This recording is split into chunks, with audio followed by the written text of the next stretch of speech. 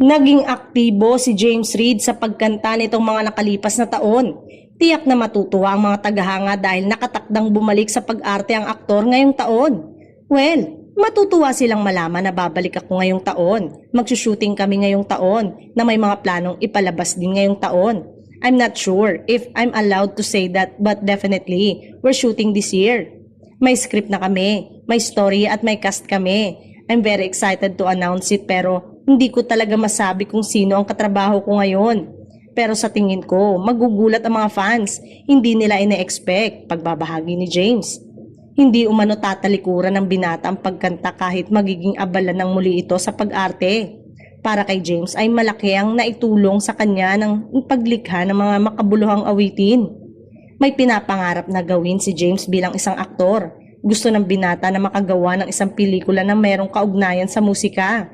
Something around music. I think it would be very fun. Not really a musical but with a music. Something around music that I can write a song. I can also sing. That would be a passion project for me. Dagdag pa nito.